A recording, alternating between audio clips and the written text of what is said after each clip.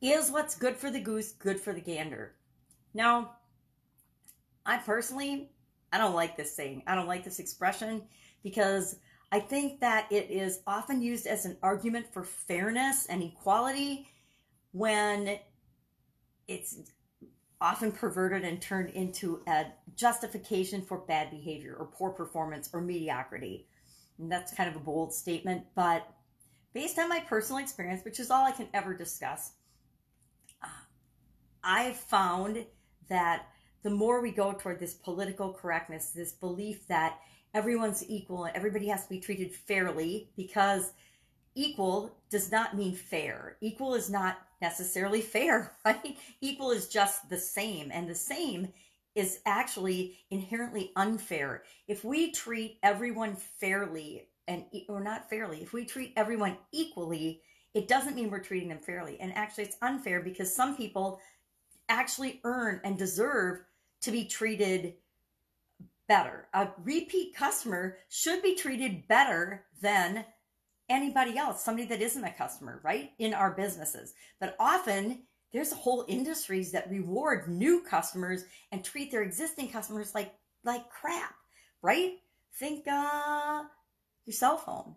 Think internet or phone companies or utilities and things. For the most part, there's incentives for new people joining, but then those incentives go away and everybody gets treated the same in this guise of fairness. What's good for the goose is good for the gander. And the other thing that bothers me about this expression is it's a justification for getting even. It feels more like eye for an eye to me than it does feel like doing what's right or doing what's appropriate for your situation or your business. It's often used as an excuse for bad behavior or for poor judgment. Many people experience the philandering spouse, and so they decide that, well, if that person can go out and have an affair, well, then I can have an affair too. How does that make the situation better? It absolutely positively does not. Same is true in our businesses with competition. If our competitors do something and they get away with it, say it's not a perfect practice or above the board, then all of a sudden everyone else in the industry starts to do the same thing. Think of the way customers are treated and return policies or guarantees. One person does it, another competitor does a very similar thing. And we do it in the guise of we've got to compete. We've got to be fair to everyone. We have to, and I actually did this in my own businesses. I believed in, and I would get annoyed by suppliers who would charge my size business more money than a bigger business. It didn't make sense to me. And I made sure that all of my customers, I sold handmade ravioli. Every customer, I didn't care who they were, everybody paid the same for my product.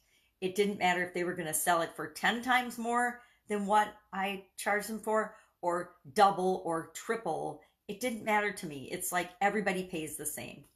And that's different to me than what's good for the goose is good for the gander, because it was originally used to justify, and it's still used in arguments today, to justify that everybody should be treated the same. But I will contend in our businesses and in our lives, everybody shouldn't be treated the same.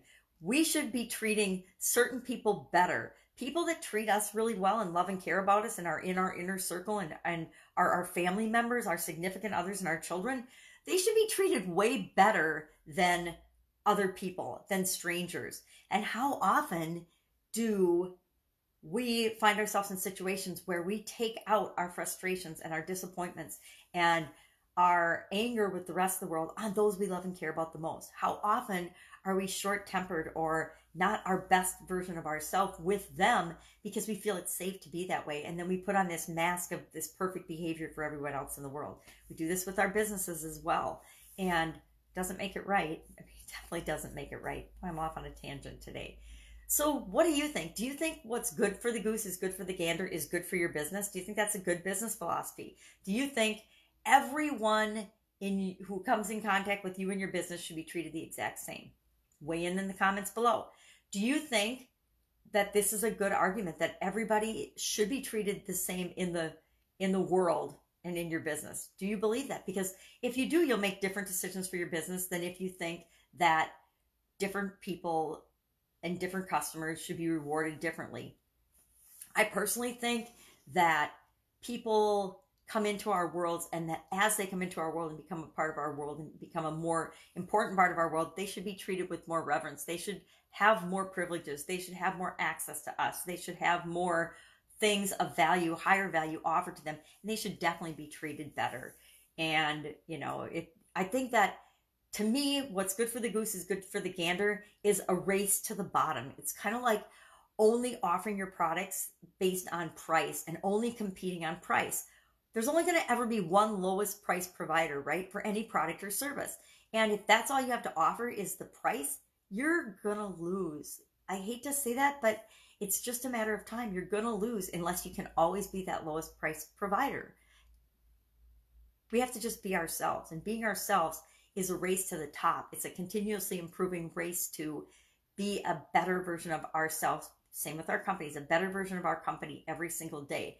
Not a race to be like everybody else, a race to be, and justify behavior that's bad versus using it to justify behavior that's good. So I say strive for the best you can be, not for mediocrity.